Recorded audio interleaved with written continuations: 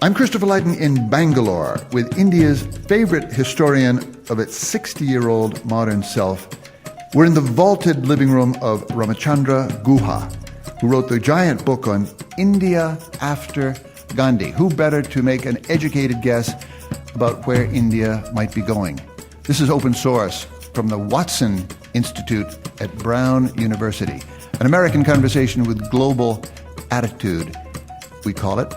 The short form of Ram Guha's 700-page book is that despite the odds, and despite many expert, especially British predictions, India stayed one country, undivided by caste or sect or geography. It stayed various in its culture and its politics, and it stayed a democracy. Other than that, Ram Guha, practically everything changed. You quote an American journalist from the 1950s saying, India means only two things to us Americans, famines and Nehru. In your lifetime, what do you think of as the deepest, most important, most interesting changes?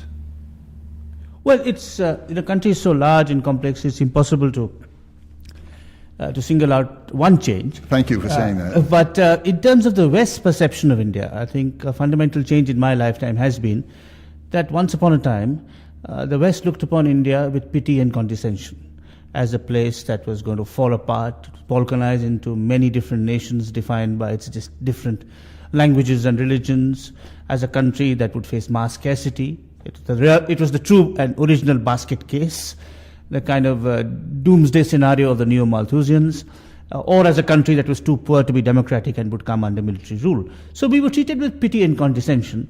And now we are seen with a mixture of fear and admiration as the place where all the American jobs go to, as a country that's going to take on the world, that with China is going to construct the 21st century as an Asian century. And in my view, both these views have been mistaken. It was premature in the 1950s and 60s and 70s to see India as going down the tube, as many Western observers did. It was premature because India at that time had extremely capable and far-sighted leaders who laid the foundation, the institutional, political, moral, and cultural foundations of a multicultural democracy. And these were leaders who were really quite top class. I mean, comparable, shall we say, to the generation of Washington, Jefferson, and so on, the American founders. So those predictions of doom in the 50s and 60s underestimated the capacity of the Indian political leadership. However, this political leadership has declined precipitously in quality and character over the last 30, 40 years. And hence, it's my view that the newer anticipation of India's rise to greatness are also premature and flawed because they overestimate the capability of India's political class. They overestimate its ability to bridge the gap between the rich and the poor, to revive our moribund institutions, to stake our claim in a complex multipolar world, and many other things. So India, in my view, will just stumble along in the middle. It's not going to fall apart. It will be a middle-of-the-road democracy with various kinds of conflicts, none of which are going to threaten national unity. It's going to be beset with inequality.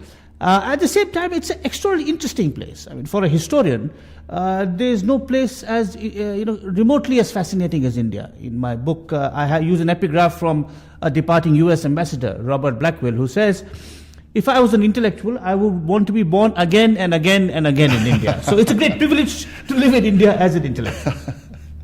What are the sort of middle view, which I think I associate with Amartya Sen, that India has rediscovered its essential self. It has recovered from the British occupation of 200-300 years. It has rediscovered its own 5,000-year history as an accounting civilization, in the sense that computing is not exactly brand new and it's not an American or universal import, but that it has found old philosophical roots in an open, argumentative, pluralistic place. And that, if it doesn't make it the Asian century, is at least an unusually valuable rising superpower. Well, I have great respect for Amartya Sen, and particularly for his work as an economist and a sociologist. I think he's an immensely important work in directing attention to gender inequalities. His work on food scarcity and famine is fundamentally important to our understanding of the modern world. But with due respect to a very great man, a great thinker and a very good man, he's no historian. And I think he has a very romantic, rosy-eyed picture of the continuity of Indian civilization. In fact, the creation of a modern democratic republic marks a radical departure from Indian traditions, trends, civilizational attitudes. Most of India is Hindu, and Hinduism is based on the caste system, which is the most sophisticated way of segregating human beings and placing them in different strata, unequal strata. I mean, untouchables were treated virtually like slaves. There was a great amount of deference and hierarchy in Indian intellectual life. There wasn't the free argument that you find on the streets of India today. India really is a modern creation. There's some aspects of India that continue, our landscape, our temples, our mosques, sure. But the political experiment of a democratic India is the result of patient and hard work of a generation of modern-minded nationalists, several generations of modern-minded nationalists, starting with an extraordinary Bengali liberal named Raja Ram Mohan Roy, who in the early 19th century took on the challenge that Western colonialism posed to us. Say the name again and spell it out. Raja Ram Mohan Roy.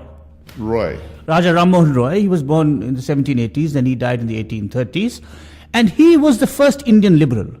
When the British conquered India, Roy recognized that India was, or this land was conquered because it had become, self-sufficient, complacent, because there was completely no innovation, technical or scientific or intellectual innovation, because Indians treated their women abominably, because they suppressed their low caste. And Roy took the Western conquest of India as a challenge and an invitation to reform Indian society. He was the first person to campaign for the rights of women, the first person to talk about the need for modern education for young Indian kids, the first person to talk about the importance of a free press. And from Ram Mohan Roy onwards, several generations of reformers, ending really with Mahatma Gandhi, who was the most innovative and far-sighted reformer of them all, who constructed a national community out of very diverse and disparate elements. And you see, before the British came, there was no one India. The territory that we now call India was split into many different chiefdoms and principalities. Even the Mughals, at the height of their rule in the 17th and 18th centuries, only controlled about 35% of what is now India. So India was broken up like Europe into many different chiefdoms.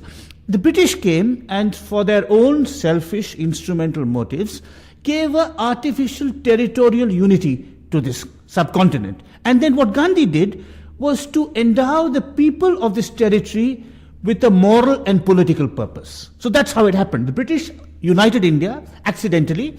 Gandhi gave the people of India a shared agenda for political and moral and social emancipation. But hold that point about the British role. Are you giving them an important hand in the creation of this modern state? Absolutely. Because this is something which historians must acknowledge. Not just because they united India physically, it came under one regime, the Pax Britannica, because they also brought in such instruments of modernity as the English language, a modern legal system, the railways, modern technology. Of course, they had come here. They didn't come here to liberate us. They came here to rule. But it was again part of the genius of Gandhi and his close associate Jawaharlal Nehru, that they always said, we are against British rule, we are against imperial rule, we are not against British people. When the British leave, we will take the good things that they gave to us and keep them. And but of course we will run our society not on autocratic lines, but in a democratic sense. Now I think the important thing about the Indian national experiment, and we can talk about it as we go along, what is really is that India has innovated a new model or a new template of nationalism. Nationalism in the European model involves allegiance to a single language, a single faith, and a common enemy. To be French means you speak French, you're Catholic, and you hate the British. I think the extraordinary thing about India is that because of the genius and the farsightedness and the pluralism of people like Gandhi, We are a multilingual country. If you look at the rupee note you're carrying in your pocket, you'll see 17 scripts represented on it, not just Amazing. 17 languages. And we are one nation despite this diversity. Although at birth in 1947, Pakistan was carved out of British India and created as a Muslim homeland, Gandhi and Nehru refused to construct India as a Hindu homeland, but gave equal rights to all religious and faith communities.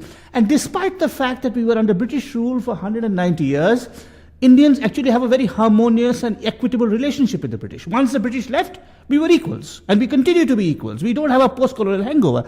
And I think that's the genius of the Indian political leadership of that time, was that they recognized that the only way to construct a united India was by respecting diversity, not by flattening it out, not by imposing a single uniform model of nationalism. It is an amazing gift, and I can't think offhand of another colonial experience that ended so, shall we say, constructively. Absolutely. I wouldn't say ended. That has continued, has persisted so Fair constructively. enough. I think if you look at, you're absolutely right, Chris. If you look at the relationship between the French and the Algerians, or the Dutch and the Indonesians, or the Americans and maybe the Vietnamese, The Iraqis. or the Iraqis, these are relationships that are shot through with anger, animosity, feelings of persecution, paranoia, vendetta. But we have a wonderful relationship, and it's beneficial to both parties. Even the British in Ireland didn't get out as neatly as they did and here. we've continued to have a very good relationship. I mean, if you look at what we've contributed to British culture, just think of English cuisine without the Indian input. I mean, can you have a decent meal in London? You can today. You couldn't 40 years ago. Look at the ways in which Indian writers have enriched the English language. We'll come to that. That's an important subject too.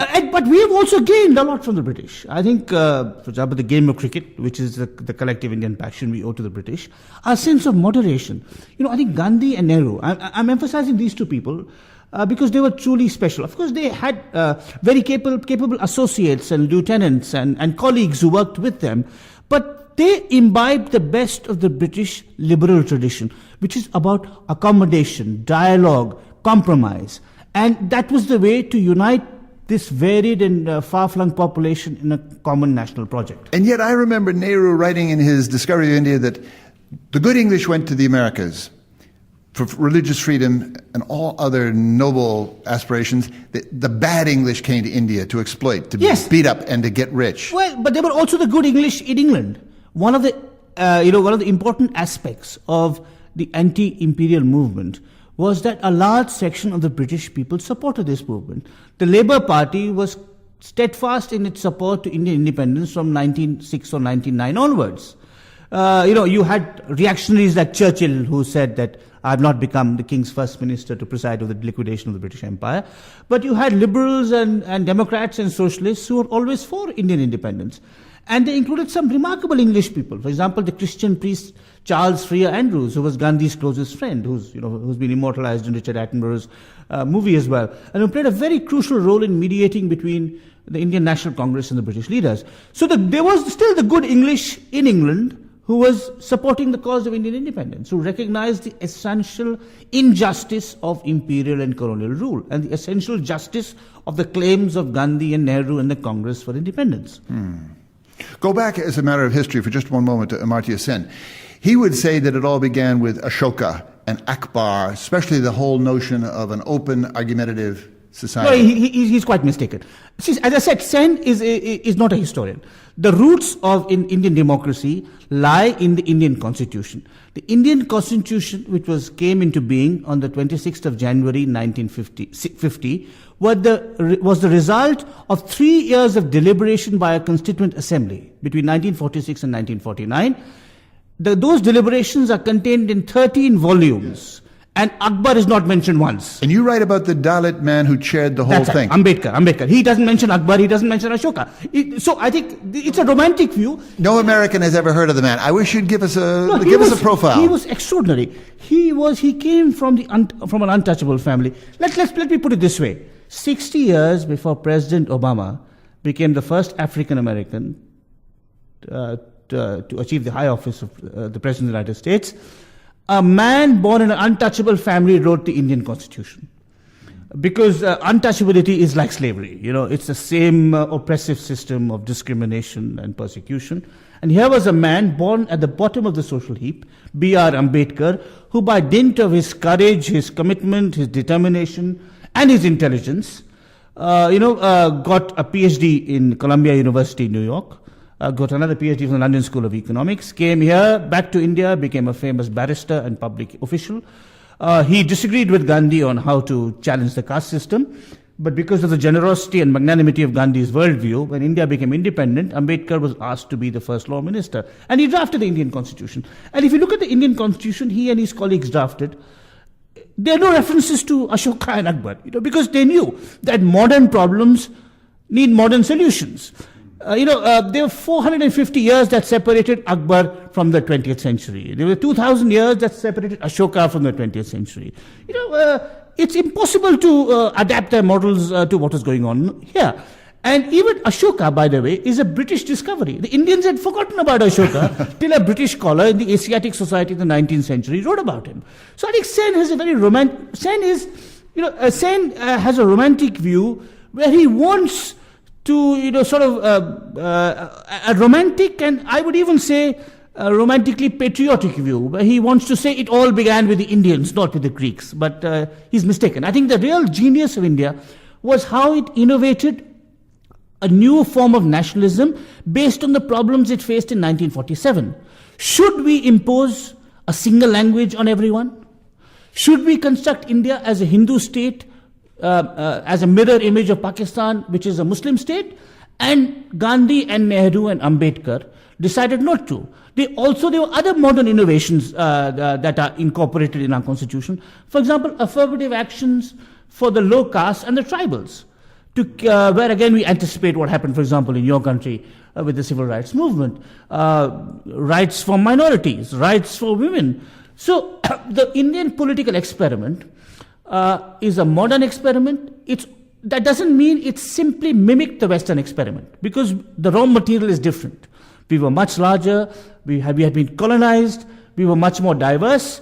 We had to innovate and adapt and find our own template, which we seem to have successfully done.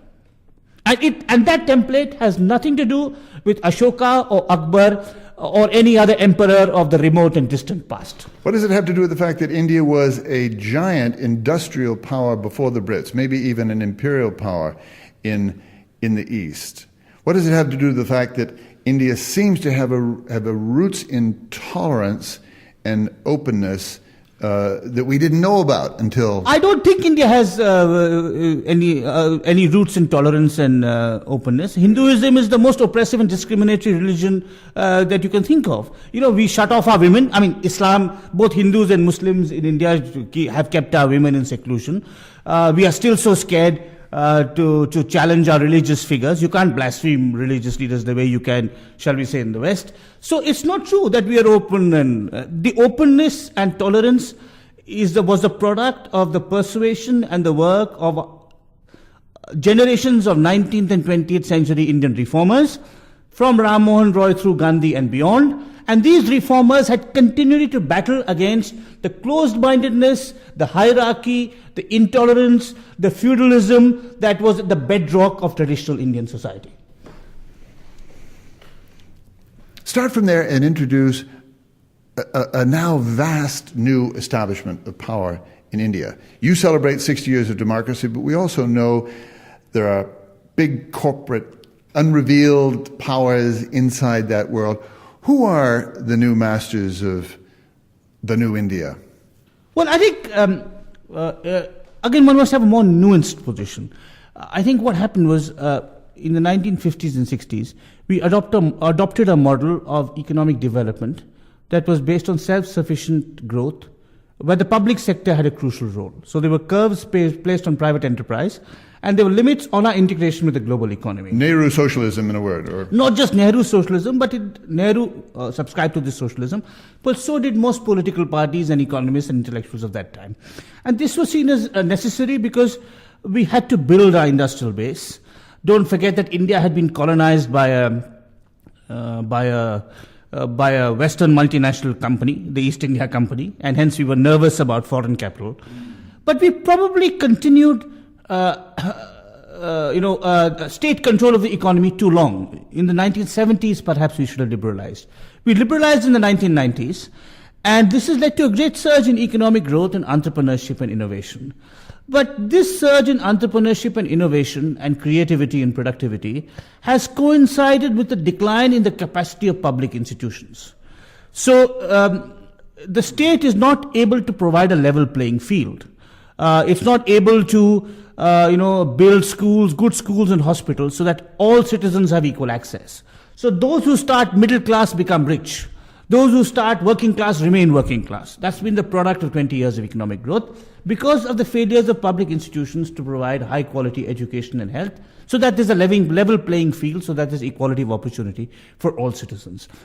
So linger on that for a moment. Yeah. When you talk about this decline of the state power, even at the primary education level, and a boom in corporate power, how did that happen? Was that somebody's idea, or? No, it just happened through a process of attrition and decline of institutions. There's no malign conspiracy at work here, and even there is corporate power, which sometimes plays a baleful and negative role.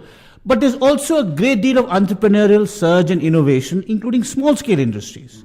I think it would be a mistake to romanticize the socialism of the past, because public sector industries were extremely inefficient. They were grossly subsidized by the public exchequer.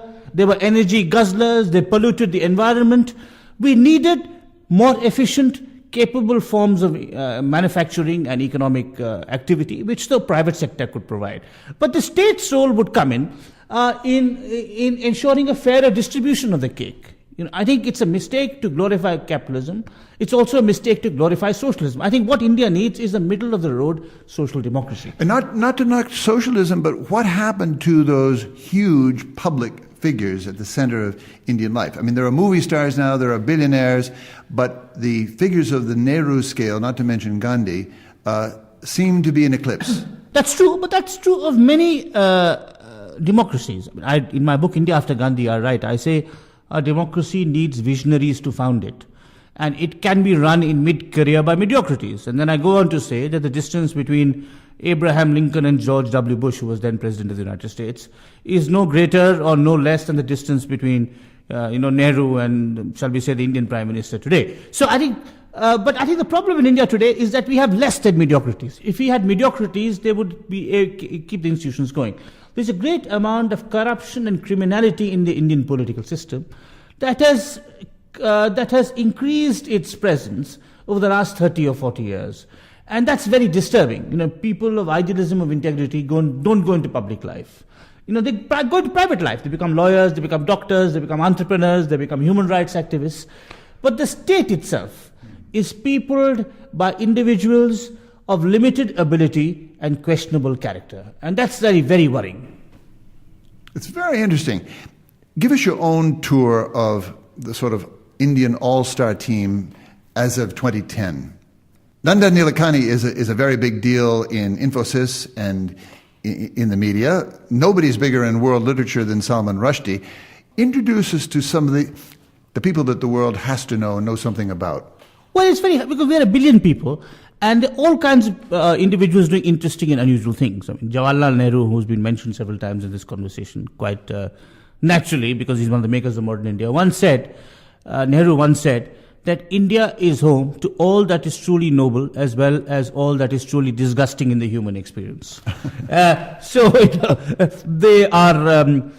India is home to billionaires who are extremely public-spirited, who have given large amounts of their wealth to charity, our own, homegrown Bill Gates and Warren Buffetts, if you will. India is also home to billionaires who are vulgarly exhibitionists, who are building, one of whom is building a 400,000 square foot mansion in the heart of Bombay, who gifted his wife a Boeing 747 on her birthday. India is home to corrupt and cynical and manipulative politicians, but it's also home to extraordinarily selfless social workers, sometimes not very well known even in India. For example, a woman called Ela Bhatt, who lives in the town of Ahmedabad, who runs the Self-Employed Women's Association, which has started cooperatives which employs more than 1 million women and gives them gainful and dignified employment. So India has produced Amartya Sen, who is a celebrated Nobel Prize economist and a pioneer, despite what I may have said about his work as a historian, one of the most original and creative economic thinkers in the world today. But India also has third-rate and fourth-rate universities, which produce unemployed and unemployable graduates. So India is a home full of contradictions. And it is, as I said, it still produces, as in Nehru's day, all that is truly noble and all that is truly disgusting in the human experience. It's hard to think of an all-star team, but someone like Nandan Nilekani, the entrepreneur turned public servant you mentioned, would figure in it. He's now joined the government in a very important advisory role. So would Ela Bhatt, the social worker.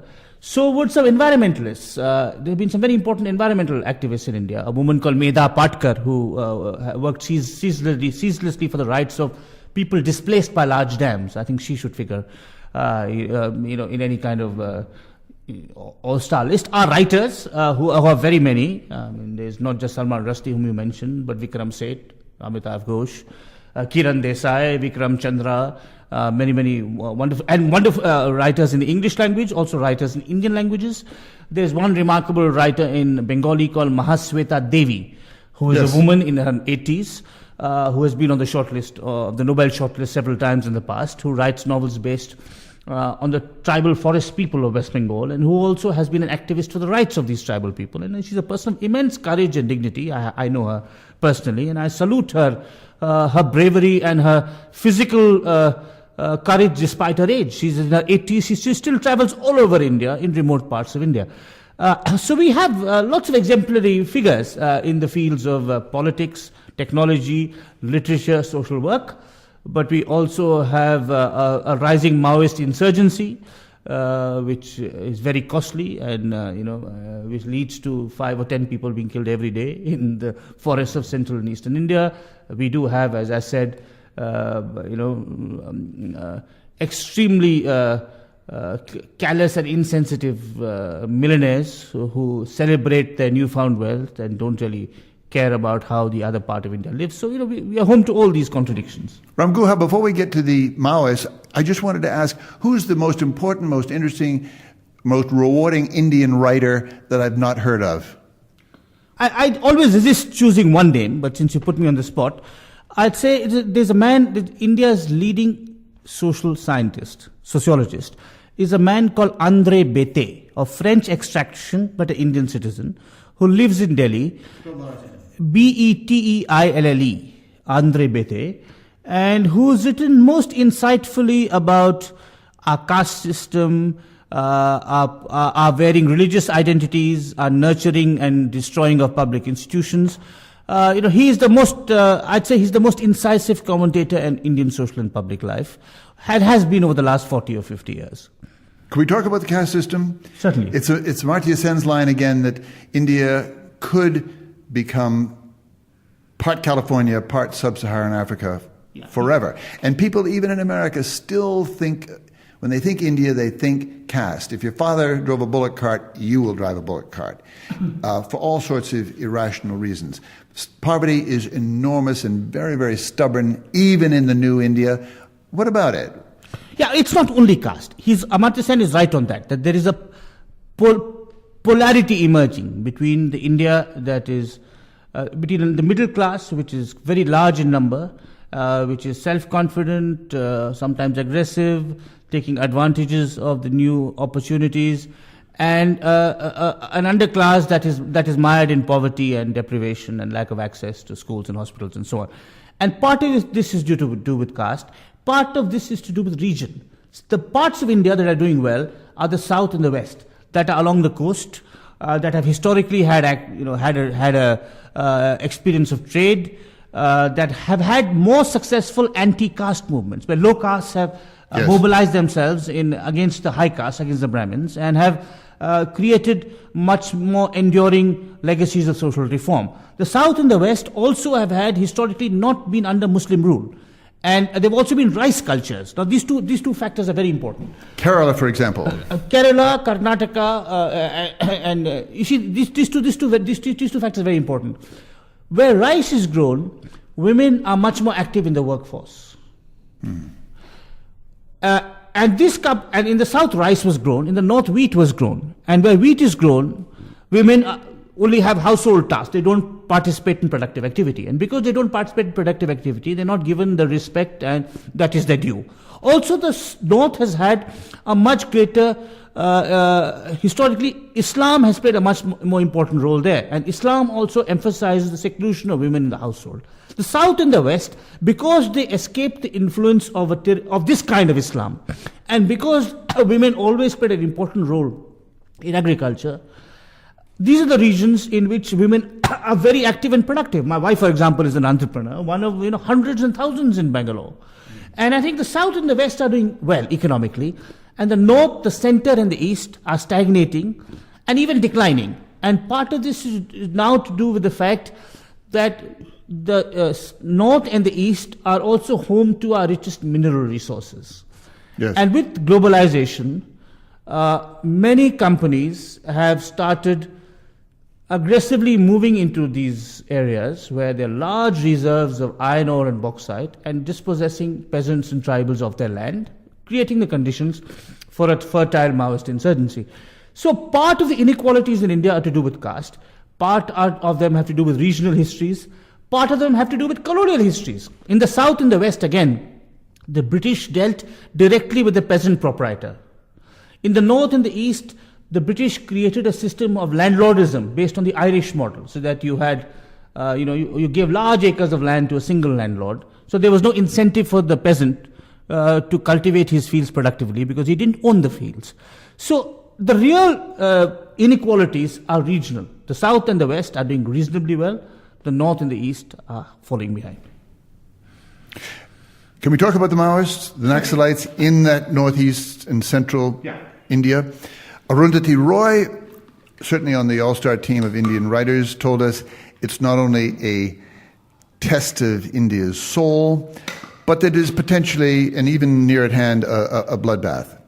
And she pictured it as a kind of India's piece of a kind of universal fight over mineral rights and human rights in the 21st century.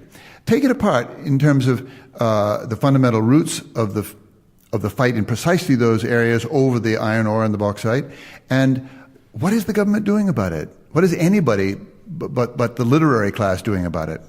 Well, I'm not sure the literary class is doing very much, and sometimes they don't help because they romanticize the Maoists. Yes, and while the government has been guilty of collusion with corporate interests, before collusion with corporate interests, the government has been guilty of neglect of these tribal areas, of not providing, as I've repeatedly said, of not providing good schools and hospitals to these areas so that the tribals can be assured the rights of equal citizenship and then can play a part in the growing Indian economy. And this neglect and condescension towards the tribals of the government over a period of 40 or 50 years has now been compounded by their collusion with corporate interests, which has led to their granting leases of iron ore and bauxite to Indian and foreign companies. And this has led to displacement and suffering and conflict, and it's created a vacuum into which the Maoists have moved in. But it would be a mistake to romanticize the Maoists. The Maoists, Arundhati Roy has a tendency to romanticize the Maoists. They are savage and brutal in their methods. They are extremely dictatorial. They want to create a one-party state in India on the Chinese model. They are intolerant of all dissent. They don't really have the concerns of the tribals to heart either. The tribals for them are cannon fodder in a larger war against the Indian state. The fact that the tribals live in upland, forest and mountain areas is convenient for the Maoists because the tribals live in parts beautifully suited to guerrilla warfare. After all, Fidel Castro started in the Sierra Madre. That's really the role that the tribals play in the Maoist strategy. The Maoists are as indifferent and as unconcerned about the long-term welfare of the tribals as the Indian state itself. They are squeezed. Do we know that? Absolutely. I've traveled in those areas and I've talked to the Maoists. We do know that. They don't romanticize it. And we do know that. I don't want to romanticize. I want to be sure we don't romanticize the violence either. I mean, that has a certain bloody excitement for the literary class too. But not for me, I got to say. Yeah, absolutely. And in those areas, so one tribal told me, he said, it sounds much more evocative in Hindi because this is how it was said in Hindi. When I traveled through those Maoist areas 4 years ago, he said, One side we have the state, one side we have the Maoists, and we are squeezed in between. Another tribal told me that the Maoists use the same tactics of intimidation and terror that the state might. When they call a village meeting, for example, they'll stand with their guns. And this tribal said, if the Maoists believed in democracy, they would have the guts to leave their guns outside the village, then come within us and talk about our problems. They don't. They want to recruit the tribals as foot soldiers in their war against the Indian state. And this has escalated violence for the last 3 or 4 years. If the Maoists had any sense, which I fear they don't, they would enter the democratic process like the Maoists have done in Nepal, fight elections and become an important political party in the Indian parliament and get their policies accepted and implemented. If the Indian state has any sense, which I also fear they don't, they would activate the provisions in the constitution which allow the tribals to be stakeholders in every mining project, even in corporate hands. Under the provisions of the Indian constitution, there's a schedule called Schedule 5, which applies exclusively to tribal areas. And in that schedule, if the government decides, it can give tribals up to 50% stake in any mining or industrial project on their lands. So there are ways out of this terrible conflict. But I think people like Arundhati Roy, to put it sympathetically, they're romantic about the Maoists. To put it unsympathetically, and perhaps more honestly, they are useful idiots of the Maoists. Intellectuals have a history of being wrong about left-wing movements. Through the whole of the 20th century, as well as I do, possibly better than I do, how left-wing intellectuals romanticized Mao, romanticized Lenin, romanticized Stalin, romanticized Pol Pot. Pol Pot was romanticized by left-wing intellectuals. They have enchanted with violence. They love this idea of liberation through the gun. And I'm afraid Arundhati Roy is succumbed to that lure, and it's profoundly unhelpful, because what she has done is that she's polarized the debate. And sensible, rational, thoughtful ways of ending the stalemate now become impossible, because either you're for the Maoists or against the Maoists. I'm going to send you our interview with Arundhati Roy, and I'll send her this interview. Do.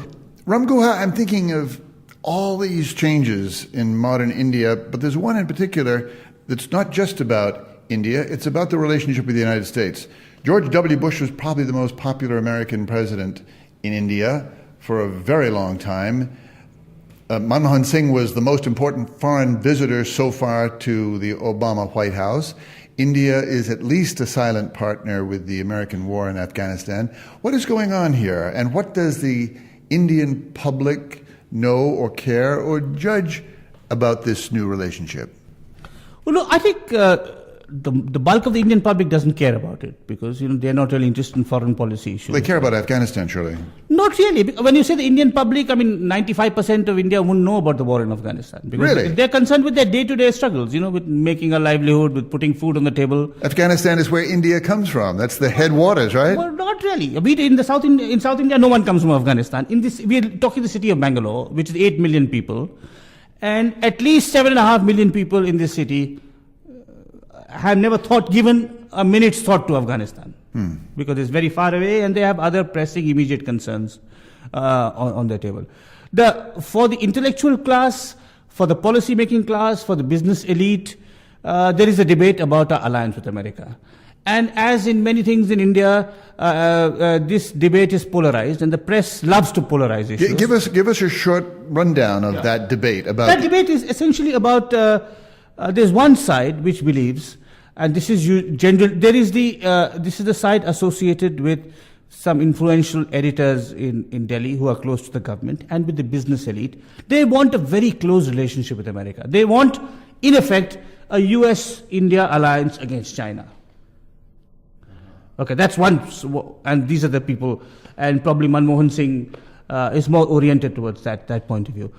However, there's another side to the debate where intellectuals particularly have been very suspicious about America, partly because they supported Pakistan for a very long time, and they have a history of not supporting democracies. India has never had cozy relationships with America, even though we were a democracy. partly because of fears of what they call American imperialism. And this is this other point of view, articulated by the parliamentary communist parties and by left-wing intellectuals, would want us to resolutely oppose America. I think there's a middle ground. Again, there's a middle ground. I think we need good relations with America, but not at the cost of subservience. We don't need to become a junior partner in America's war on terror or America's encircling of China. But at the same time, there are many things that bind our two countries. I mean, we are both great multicultural democracies. We have historic ties. We now have a big Indian diaspora in America. We can learn from America. For example, I think one thing that our business elite can learn from America is your traditions of philanthropy, of giving back to society. I think at the same time, we should also have good relationships with China, with the European Union and Russia. Friendship with America cannot be and must not be at the cost of friendship with China or European Union or anyone else. India today is in the privileged position of having many suitors and of being able to choose them all. So many Indians have said to me in different ways that Indians feel some mysterious but profound affinity with America. It has maybe to do with Thoreau, maybe to do with Martin Luther King, to Gandhi, to back and forth, but also that Indian immigrants to America today feel instantly at home. They know where they're at, they know how to maneuver. They're global people, they're merchant people, they're adventurous people, maybe even better at it than Americans have been. What's your take on that link? That may be closer than American and French folk, or American and Eskimos, or Americans and Japanese. No, I think you're right about the Indian diaspora. You see, what is distinctive about the Indian diaspora to America, socially speaking, is that it's middle-class Indians going and becoming middle-class or upper-class Americans. Yes. It's very different from previous waves of immigration to the U.S. In fact, I once wrote jokingly that the Indian immigration to the U.S.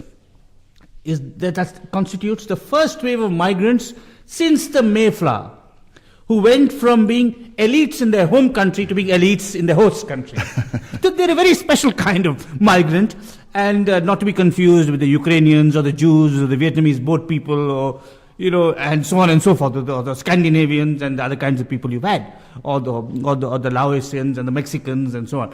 So I think the Indian diaspora is a unique case, and because of their class origins, they're also extremely instrumental. I have not much sympathy for the Indian diaspora in the aggregate. I mean, I admire some of the individuals. I have friends in the Indian diaspora, but as a collective, they have kicked the stool that took them to the top. They've kicked away the ladder that took them to the top. They have really no interest in India. Unlike the Chinese diaspora, which has given so back to Chinese society. They've invested, they've created institutions, they've got into social work. The so-called non-resident Indians don't do that? Hardly any. Wow. Because they are completely self-interested. They're a professional class, they want to make it in America, which they are extremely adept at doing, as you said. They are even more successful perhaps than the Jews at the moment, financially. So I think the Indian diaspora is extremely self-interested. Now that India is doing well economically, some of them want to come back. While we were supposedly, a land of famines and scarcity, they had no interest in us. But now that we present business opportunities, there's better care for the elderly here than they may be in America, they've suddenly discovered their motherland.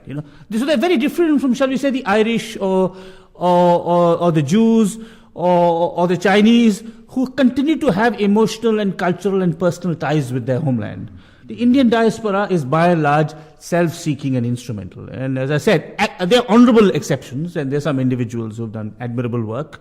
It may be a break for India, may I say. Immigrants to America have often, including the Irish, been supporters of very reactionary elements back home. Yeah, that's true. Yeah, and in fact, some of the Indians have also supported right-wing Hindu movements here, for example. In the 1990s, when there was a surge of Hindu fundamentalism in India, and between 1999 and 2004, when there was a right-wing Hindu government in power in New Delhi, you had these kind of irredentist movements, just as the right-wing New York Jews support Israel and so on.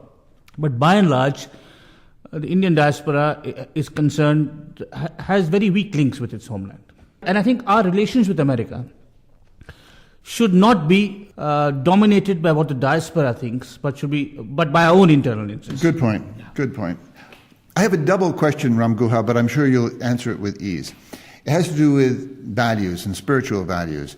So many people say to me that in the new India, the old values are gone. Family values, spiritual values, Hindu values, Muslim values, you name it, it's over.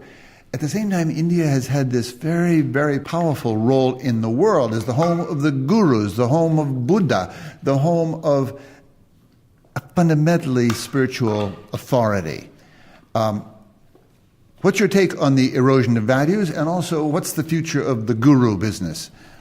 Well, on the first question, historically, urbanization and industrialization lead to similar kinds of changes everywhere. The breakdown of the joint family happens in India in the same way as it happened in the US and Europe. Your connection with your grandparents declines because you move far away, you migrate in search of work. Once women enter the workforce, that leads to a different orientation within the household. So in that sense, India is undergoing the same kinds of changes that the US did or Europe did or other urbanizing and industrializing societies did. And that's inevitable. As a society urbanizes and industrializes, the individual becomes much more important than the family or the community. And some of that is happening here.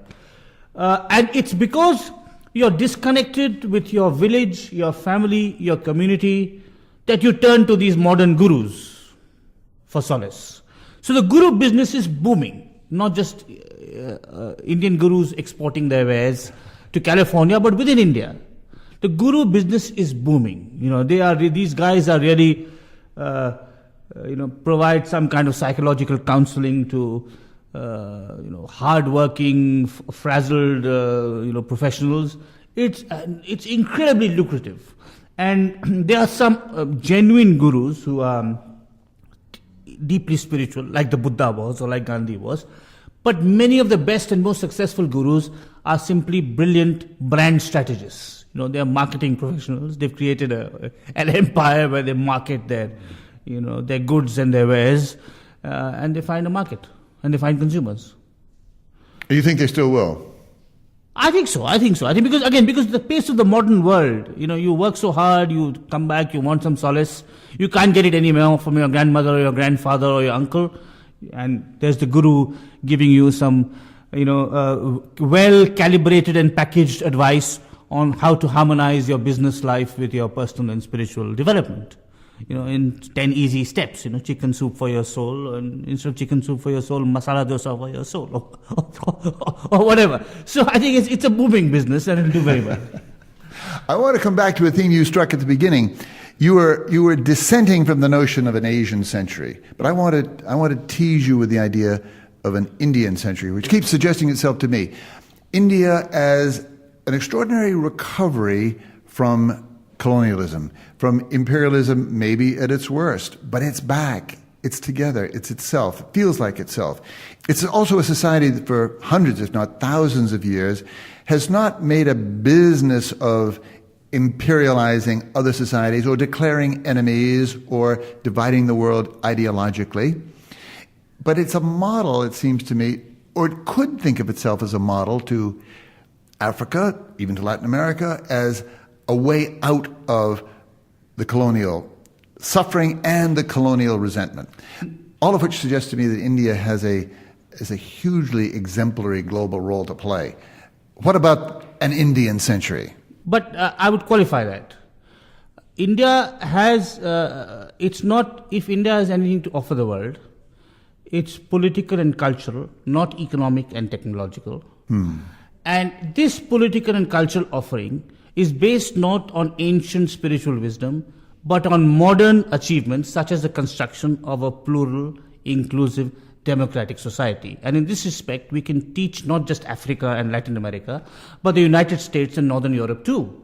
You Americans are paranoid about the invasion of Spanish speakers. Make Spanish an official language and be a bilingual nation. We are a multilingual nation, for God's sake. The Europeans are paranoid about Muslims coming in and how they will handle. Look at how we've handled our Muslim minority. We have 150 million Muslims. 4 or 5 years ago, there was a big debate in France over the headscarf. And the French, who are obsessively secular, banned the headscarf in schools and colleges. You remember that? Sure. Yeah. When the debate was going on, I was giving a talk in the University of Calicut in Kerala, which is a Muslim majority district in the southern state of Kerala. In my talk, there were 200 students. There were 80 women in headscarves. And the headscarf was liberating. The headscarf allowed them to go to university. There's a distinction to be made, which the French never made, between the headscarf, which is fine, and the full veil or the burqa, which is not fine, because that is, completely covers you. But the headscarf is, the headscarf is like a turban a Sikh gentleman wears, or a crucifix, or even Indian women, they wear a sari, they cover their head with a sari when it's hot. It's absolutely fine. And because we allow our different religious minorities to maintain their cultural and, we don't have, as one Indian sociologist memorably put it, he said, the Americans follow a melting pot approach. Ours is a salad bowl approach. The different cultures retain their ingredients, their smells, their colors, whereas you guys all homogenize it in one melting pot. The American creed, as Samuel Huntington put it. One Big Mac. One Big Mac, exactly. One Big Mac. And I think that's what India can offer the world, is ways to handle religious, linguistic, and other forms of diversity, including diversities of dress, of culinary traditions, of musical styles. I mean, look at our music. Look at one of the things that unites India is the Indian film. Bollywood is a great unifier, and Bollywood is a testament to cultural pluralism. You can have a dance sequence in an Indian film. Every Indian film has half a dozen dances, which some Westerners find peculiar. But you can have a dance sequence which starts with the Bhangra, which is a dance from the Punjab in North India, and which is an earthy folk dance associated with peasants. So it'll start with that, and it'll seamlessly move into the Bharatnatyam, which is a high classical art associated with temples in South India. And it's fabulous. And we're all completely okay with it, just like our rupee note, which is 17 languages and 17 scripts. So India is a glorious, remarkable, admittedly flawed, but yet glorious, remarkable experiment in multicultural, multi-religious, multi-ethnic living. That's what we have to teach the world, or that's what the world can learn from us, and it's not about colonialism. So, since it's not about colonialism, it's about living together separately, as someone said, living together, but following our separate trajectories, our separate orientations, our separate paths, and doing so democratically. The Muslims are a great example. We have 160 million Muslims, and according to one observer, not a single member of Al-Qaeda. That might be an exaggeration. There may be 5 or 10, Indian Muslims have joined Al-Qaeda. But by and large, the Indian Muslims articulate their reservations, that they have many reservations. They're poor, they're excluded, but they articulate them through the democratic process. When there was the terrible terror attack in Mumbai in November 2008, India has suffered perhaps more from terrorism than many countries in the West. When there was a terrible terror attack and the terrorists were killed, the Mumbai Muslims refused to bury them because they said these are not Muslims. What they practice, this cult of terror, is not Islamic. So I think likewise with our Christians or our Sikhs, it's a flawed experiment. It's had hurdles, there has been intolerance, there has been discrimination, as there would be, because after all we're 60 years young. We are a nation 60 years young, battling against 5,000 years of social prejudice, economic inequality, cultural intolerance, and so on. And it's this modern experiment of trying to create a multicultural, multi-ethnic, democratic political community. That is what we can export to the world. Or that's where the world can look at us. We still have to improve it, we still have to refine it, we still have to live up to our best ideals. But contrary to what I've been arguing, most Indians who think that this century will be the Asian century think that this means we'll dominate the West by our technology, our software, our military prowess, so they are massively enthused about the fact that we have nuclear bombs. That's not what appeals to me. What appeals to me is our experiment in plural and democratic living. It appeals to me too. You make a wonderful case. You're a wonderful advocate, Ram Guha. I can't let you go, though, without asking you, how did you come to be Ram Guha? How do you do it as an independent intellectual, writing these huge tomes in your own house, outside a university? How did you get to be you? Well, part of it is the extraordinary support I get from my wife. I never had to work for a living because my wife is a successful entrepreneur who runs a design company, and most Indian men have to support their wife and children. So I just pure luck. Part of it is the fact that I live in the most interesting country in the world. I mean, as a historian, to be born and live in India is to be presented with, challenges and opportunities that historians in other countries won't. Part of it is to live through these most exciting and tumultuous times. I'm living through this ongoing experiment of Indian nationhood and democracy. But the independence I prize is not independence from institutional autonomy, but independence from political extremism and dogma. I have my political views. I'm a slightly left-wing liberal, 1 degree left of center liberal, or 2 degrees left of center. But because India is a democracy, I can articulate my views fearlessly, even though I'm critical of the ruling Congress party for its dynastic politics, for its one-family rule. I'm critical of the right-wing BJP because I don't believe in religious politics. I'm critical of the communists, and I'm also critical of the Naxalites, as you see I have been, because I believe in essential values, in essential democratic and plural values. And when any political party or sect challenges or combats those values, I criticize them. And that to me is real independence. Too many intellectuals identify themselves with partisan political positions. A real independence is intellectual independence, not institutional independence. Where do you put V.S. Naipaul on that list? V.S. Naipaul is completely independent, but in a kind of misanthropic way.